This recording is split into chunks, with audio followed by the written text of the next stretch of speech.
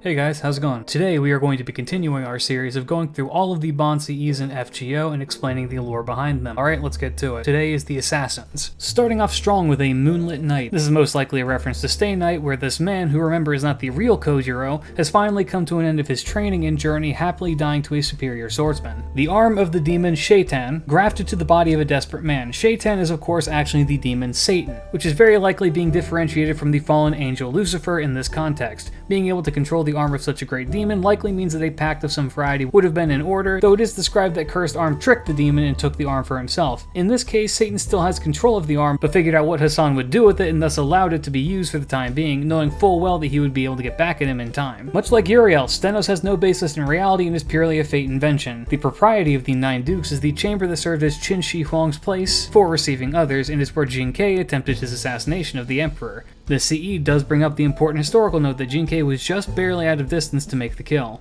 This Bond CE itself reflects on how the invention of the guillotine has made it so that anyone can be an executioner. The occupation of an executioner was an art, truly. It was a job that if you were not precise in your action, the executed would unnecessarily suffer a great deal. A good example of this is that you need to calculate rope lengths when hanging people, otherwise there are drastic consequences. We know damn little about Samson the Younger, but most executioners did care about whether the accused would suffer or not, though not so much out of emotional value, but rather because they could lose their jobs if done improperly. Most film renditions or parodies give the mask the same plain white look with his disfigured face beneath it. FGO instead made the mask in the image of how his face is described, with a skull-like appearance and sunken eyes, but beneath it is a beautiful man. It's all a not so subtle reflection of what's inside that counts. Still, I'm not going to be leveling his skills though. Mata Hari was famously a spy and posed as an exotic dancer. Mata Hari herself is a very complex figure, and her addition to fate is somewhat odd, though I do love her regardless. Much of what Mata Hari did was for money, supposedly. Many of her motives are unknown because of her nature as a spy, but on several different occasions she would accept large sums of money to perform for German royalty during the First World War,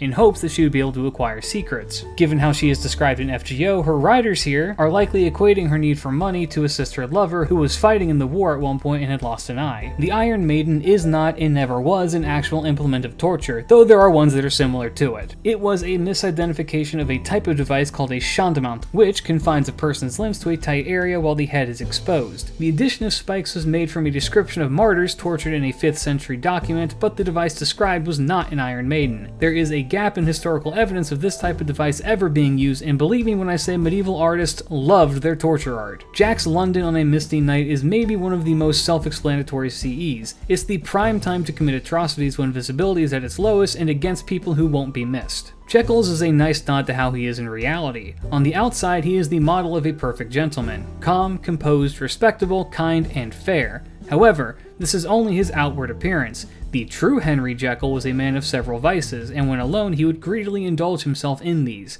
In order to separate this part of himself, he concocted a potion that would seal his vices away, but as time went on these vices manifested into Mr. Hyde and would slowly take him over against his will. This is the ever-growing hit list of sabers that X has. Shout out to getting not just one, but two for the anniversary. X, being a gag character, naturally has a gag Bond CE describing her mission of eliminating the ever-increasing number of saber faces, or sabers in general. I will say it is nice to see that she does get along with some of them. Brief K&K spoilers, kind of. The reason Shiki wears a red jacket is because she was posed the question by a certain someone if she could wear anything over her kimono, to which she responded by buying the red jacket. That person, for years to come, would always compliment how it suited her well. Carrie's Bond CE is a brief explanation to his secondary noble phantasm, his knife, which he describes as his origin. This has a few potential meanings, but is explicitly said to not be the metaphorical naming convention of origin, but rather where he originates from. It may be more descriptive as his origins as a mage killer, and the fact that he would use a knife for all but the most extreme scenarios. Hundred Face is entirely a fake creation, but part of the idea behind this CE is that the cult of the Hassans had a wealth of knowledge supposedly able to rival some of the great libraries in the world, and that Hundred Face poured over all of these in order to be a master of as many things as possible. Shuten's wine is ironically what killed her. This was enchanted wine, given to her by Raiko, that temporarily immobilized the powerful Oni, giving Raiko the opportunity to decapitate her. This is why her noble phantasm applies a disgusting amount of debuffs, though it doesn't explain why when Shuten Shuten drinks it now, she's fine. Doing any meaningful research on ninja is a fool's errand. According to folklore, Fuma Kotaro was a half Oni, exhibiting strength akin to the legendary monsters. This is likely because his name, Fuma, can be translated to wind demon or evil wind. The idea behind this CE is that when one acts as an Oni, one may just become one. Committing acts of evil while disguised on the outside still allows them to seep into the inside. This one always hits hard because of the naming paired with it. Proof of existence, relics left behind as evidence that she was once here, is perhaps one of the most human wishes that one can have. Given her role as a living weapon, unable to interact with anything without killing it, she is unable to leave behind much, save for her mask, her weapons, and some beautiful flowers. Our first summer CE is from Shishou, displaying what it means to have etiquette. As one may imagine, even when she is relaxing, Scathach is strict about appearances and actions. As such, she has modeled her abode as she believes a summer vacation stay should be. A sunset, beautiful flowers to be adorned in her hair, a dashing swimsuit, and of course, 11 knives. Truly a woman's best friend. The asp that killed Cleopatra, or rather the one that she used to commit suicide. There's a lot of factors that led to why she killed herself, but the long and short of it is that one section of Rome really didn't like her, led by a man named Octavian, who then ransacked Egypt and attempted to capture her. While she was initially caught, she learned that she was going to be transported to Rome and paraded around, and rather than live with that shame, had an asp bite her, leading her to die. That is a super brief explanation, and as I said, there are a ton of factors, so just bear with me on that one. This is one of the coolest CEs ever. Lore-wise for Fate, Gramps has merged with the Angel of Death, Azrael, allowing him to quote-unquote live forever. He exists on the cusp of life, neither being alive nor dead. He now acts as a divine force of nature, delivering death to those who deserve it. The 108 Stars of Destiny are the 108 heroes of the Chinese epic The Water Margin. Yan King is ranked as the 36th of the Heavenly Stars under the Skillful Star of Destiny. The number 108 has significance in many parts of Asia because of the spread of Buddhism, but was also prevalent in Hinduism before this. In the latter part of her life, Wu was sickly. She had been a fairly successful ruler until this point, and brought a pair of brothers into her fold who acted similar to advisors to her. This created fears in the imperial palace, and a coup was staged in which these brothers were executed and Wu was deposed, making a man named Li Zhan regent. This palace in her Bon CE, the Xiangyang Palace, was essentially a place for her to remain as a figurehead as opposed to the true ruler she had worked so hard to be. This is a gift from Ozymandias to Nitocris, a miniature scale of her scarab, but with a Ramesseum pyramid on top of it. The significance of this is that scarabs were believed to mirror the sun god who rolled the sun across the sky. As such, Ozymandias, a vessel for the sun, would naturally have a strong connection to scarabs. Chiyo's is similar to Serenity's for one reason: it's another proof of oneself. The difference being that Chiyo, despite hating the curse put upon her, decides that she will live with it as opposed to fighting against it. What is pictured is a medicine box with a family clan symbol of the Koga on it, or at the very least one of them because I found a bunch of different Koga clan symbols. Danzo's ox comes from an anecdote that in order to prove his abilities, he swallowed his ox whole in front of a large crowd. I kind of love this CE's description because it's Danzo denying ever having swallowed the ox, and that it's something that she'd never do. It's also a nice little characterization detail that she likes oxen because of how carefree they are. Oh, also the little Fuma charm hangs from the horns, which she describes as her favorite. I love Danzo. Origami for the sake of play, as seen in Osakabehime CE, started around the Sengoku period or the 15th century. Much like everything artsy, the upper class was the one who experimented with paper folding the most, and cranes were a popular motif. Hime, being a princess, sort of, would have had ample time to learn the fine arts of paper folding. The popular description of Semiramis as a poisoner comes from Voltaire's play, in which she poisons her husband. The point of this CE is that trust is something that is built up over time, but is up to you as the person whether trust gained over time is worth anything at all, as even a minor infraction can have permanent repercussions on such a thing. In other words, she's testing you now that your bonds are so high. I'd say drink the wine and watch your reaction as you go for it. Izo's is a reflection on his life as he gazes at the sky on the day that he is to be executed. I have a full video on Izo and what led to this, but long story short, he gained a fair amount of fame as a killer and bodyguard, but was considered too much of a loose cannon, so everyone around him more or less abandoned him, at which point he would be arrested and executed. This CE reflects on where in his life it was that everything seemed to change for him, and why. The fan of the Tengu as well as other Tengu accoutrements. The outfit of a Tengu is meant to resemble that of a monk, because Tengu are often believed to be transformed wicked monks. The red face mask is meant to represent a Dai Tengu, a creature of great power that resembles a man more than a bird.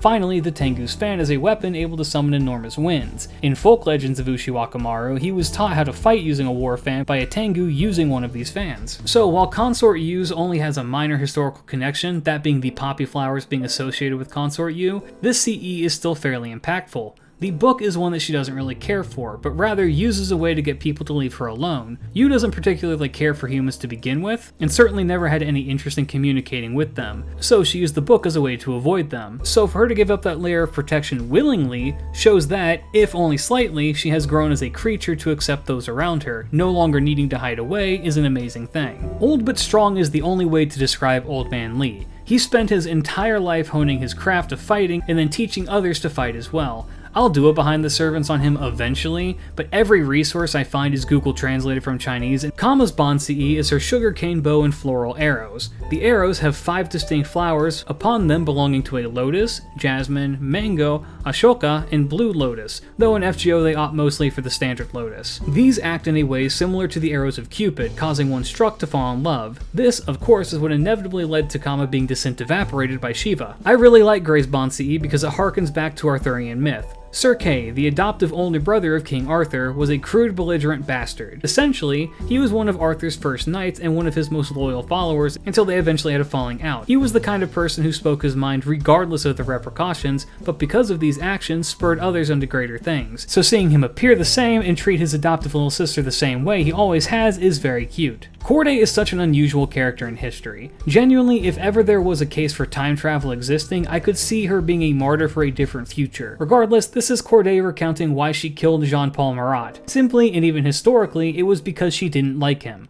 She found him to be a tyrant and a monster and thus wished him dead. She had no political motivations and no backing of others, simply one woman who wished to be rid of one man. The sweet thing is that the Bon Ce says that though she feels inferior as a member of the Throne of Heroes, she is glad that it allowed us to both meet. Okay, this one is adorable. First and foremost, how'd you get that off of you? Second, this is Okita's speech to the Master in hopes of us inheriting her jet-style martial arts. She reflects on the summer that we shared together and wishes for us to continue bonding, only for us to shoot her down because we refused to put that jetpack on. Hogan's is another one with little historiosity, but rather her bond with us as a master and student. Her Takageta, tossed leisurely to the ground as if kicked off in a hurry, come to see us. It is important to remember that Hogan was very reluctant about taking new students, especially humans, so this CE is meant to show her true nature, a playful girl that wants to spend time with those that she cares for. In fact, the writing of the CE's description almost paints it to be something romantic, so maybe all that bride talk from before is coming to fruition. I shit you not, this CE is essentially Kellyanne explaining the reason she started NFF Services was out of her massive respect for Hugh Hefner, God rest his soul. This is also why she takes the guise of a bunny, a play on the Playboy bunny. Do with that information what you will.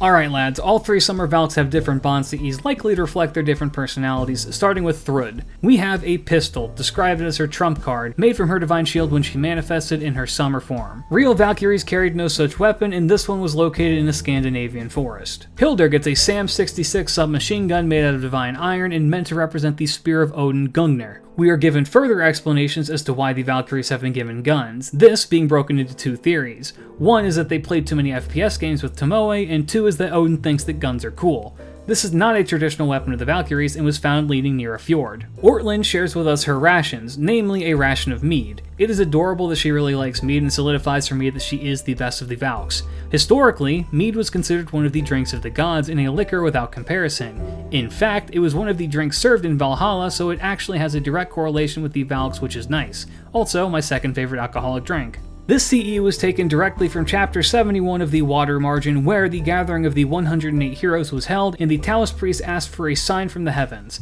What sounds like a UFO appears flaming from the sky and crashes into the ground, vanishing, and when the spot is dug, 3 feet down are stone tablets with the names of the 108 stars given. Puyanzhou was listed number 8 among the heavens, and given the nickname the Twin Rods of the Prestige Star. Tez's is pretty interesting because it calls back on a few things. First and foremost, he seems to be making an argument that while serpents are seen as special for their healing properties, the mightiest creature in the forest is the jaguar, which was a belief held by the Aztecs.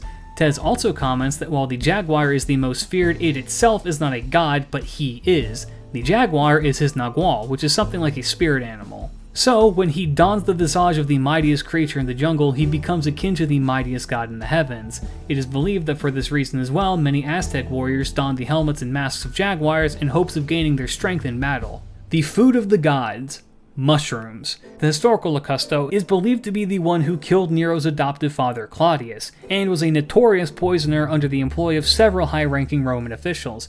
Locusta herself served under Nero and profited greatly, even if Nero did beat the hell out of her for not using fast-acting poisons that one time. She would go on to teach others her ways before being executed after Nero's death. As to why it's called the food of the gods, it's because, according to the CE, Nero's father became a god after eating them, which is super morbid. Kashin Koji is reminded of the thing that inspired his first killing, or at least that's what is described. From what I could find, this connection is tenuous at best, and while Koji is described as a powerful magician, nothing of this sort seems to come up. However, when a character is almost all myths, writers are given creative liberty to add things as they see fit. And that is the Assassins. Next up is the Berserkers. Let me know what you thought down in the comments. Check out my links for my Discord, Twitch, and Twitter, but for now guys, keep your chin up.